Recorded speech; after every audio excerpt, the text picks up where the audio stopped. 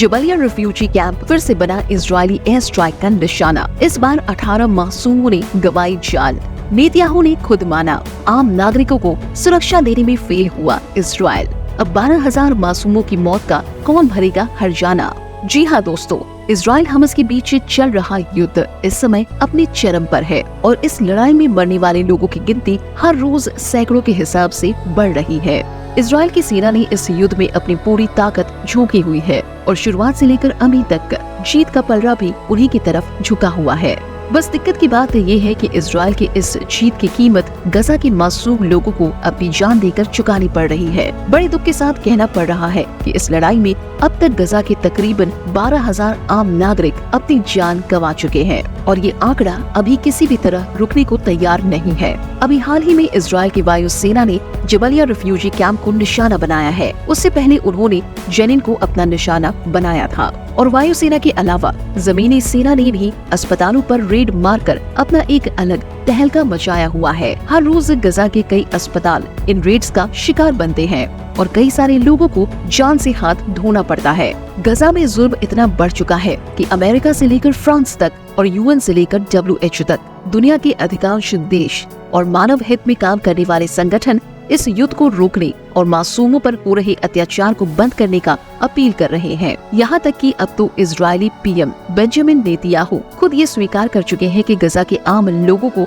इस युद्ध से दूर रखने में वो बुरी तरह फेल हुए हैं। अब नेतन्याहू क्योंकि खुद इस बात को स्वीकार कर रहे हैं, तो ऐसे में सवाल उठता है कि क्या गजा में होने वाले मौतों की जिम्मेदारी वो खुद लेंगे, और जिम्मेदारी लेते हैं तो इतने सारे मासूम जान लेने का हर्जाना वो किस तरह भरेंगे, और सबसे जरूरी फिलहाल इस युद्ध का क्या हाल है, ये सब कुछ हम आज आपको इस वीडियो में बताने वाले हैं। इसीलिए बिना स्किप किए अंत तक जरूर देखिए। साथ ही अगर आप चैनल पर नए हैं तो ऐसे ही अपडेट्स पाने के लिए चैनल को सब्सक्राइब करना ना भूले। दोस्तों, इजराइल और हमास के बीच शुरू हुई इस जंग को 45 दिन बीतने जा रहे हैं और हैरानी की बात ये है कि ये लड़ाई अभी भी पूरे जोरों से चल रही है। हैरानी इसलिए क्योंकि 7 अक्टूबर को जब ये युद्ध शुरू हुआ था तब किसी ने ये नहीं सोचा था कि लड़ाई इतनी लंबी चलेगी, क्योंकि इजराइल और हमास के बीच ये कोई पहली झड़प नहीं थी, बल्कि इनके बीच इससे पहले भी बहुत बार छोटी मोटी लड़ाइयाँ हो चुकी हैं, जो कि मुश्किल से 2-4 दिनों तक ही टिकती थी, क्योंकि इजराइल के सामने हमास एक बहुत ही छोटा और कमजोर सा संगठन है,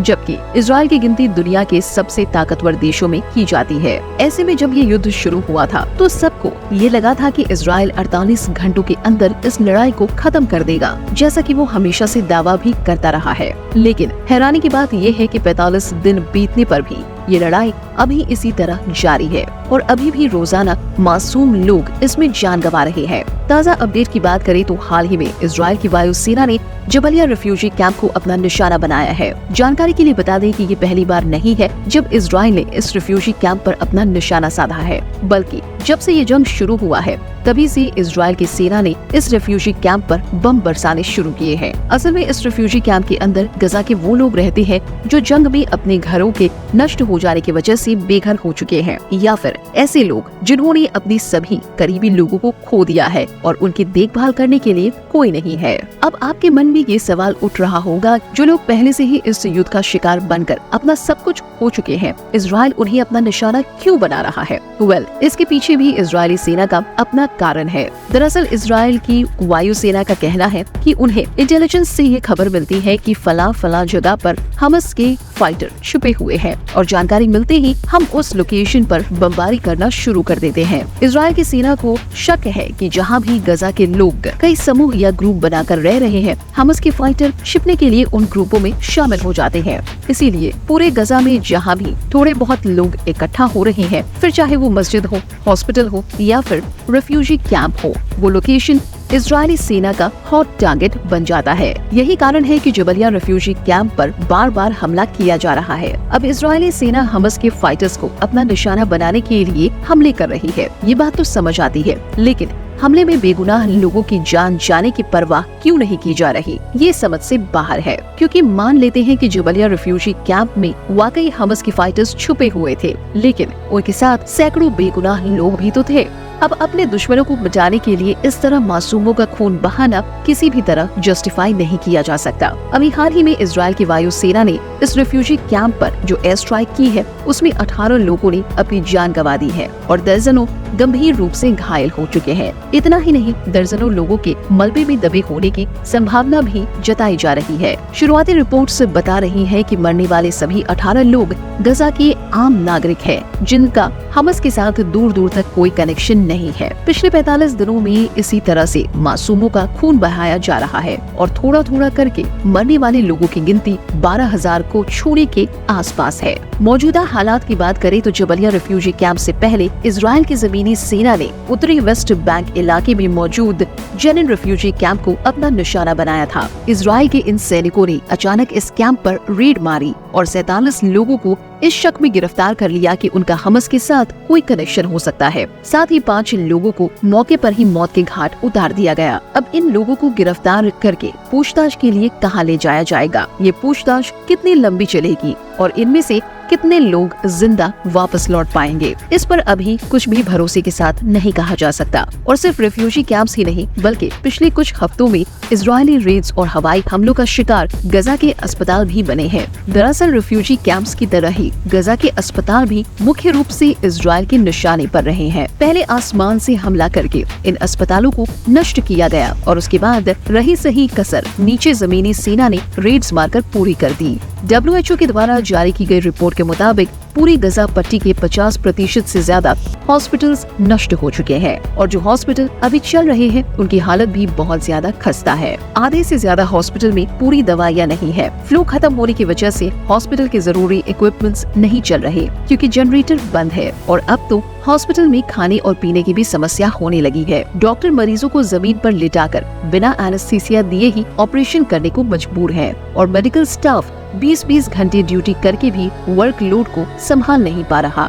इस सब के बीच इजराइल की जमीनी सेना किसी भी समय अचानक से हॉस्पिटल पर रेड मारने पहुंच जाती है। इस रेड के दौरान पूरे हॉस्पिटल की तलाशी ली जाती है कि कहीं हमास के कोई हथियारे तो नहीं छुपे हुए हैं। इसके अलावा डॉक्टरों से लेकर गेट पर खड़े होने वाले सिक्योरिटी गार्ड हर एक इंसान से पूछताछ की जाती है और सभी मरीजों की ID चेक होती है। इस सब में कई बार तो कई दिन भी निकल जाते हैं और इस दौरान हॉस्पिटल का सारा कामकाज ठप पड़ जाता है। ऐसे में कई मरीज तो इन रेड्स के दौरान सही तरीके से इलाज न होने के कारण ही दम तोड़ देते हैं। इस लड़ाई में गजा के कुछ प्रसिद्ध हॉस्पिटल्स को खास तौर से निशाना बनाया गया है, जिसमें अल अहिल अरब, अल कुद्रस और अल शिफा हॉस्पिटल का नाम शामिल है। जब से ये लड़ाइयाँ शुरू हुई है तभी से गजा के मासूम लोगों की जान लेने और हॉस्पिटल्स को निशाना बनाने के लिए पूरी दुनिया में इजराइल की आलोचना हो रही है। सिर्फ मुस्लिम देश ही नहीं बल्कि दुनिया की और भी कई सारे देश इस युद्ध में बेगुनाह लोगों की जान जाने की निंदा कर रहे हैं।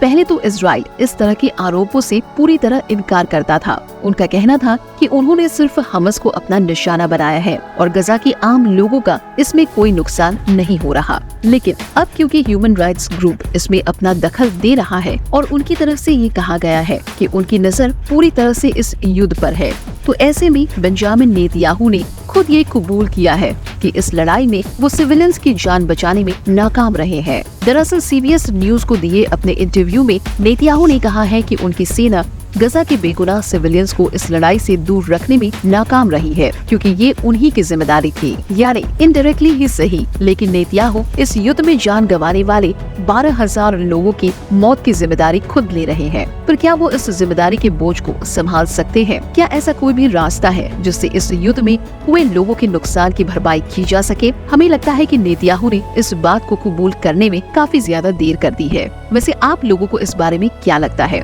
कमेंट करके जरूर बताइए। बाकी दोस्तों, हमारे आज के इस वीडियो में बस इतना ही। वीडियो अच्छी लगी हो तो इसे लाइक और शेयर जरूर करना और अगर आप हमारे फेसबुक पेज पर नए हैं तो पेज को फॉलो भी जरूर करें। मिलते हैं जल्दी ऐसे ही एक और इंटरेस्टिंग वीडियो में। तब तक के लिए गुड बाय, जय हिंद।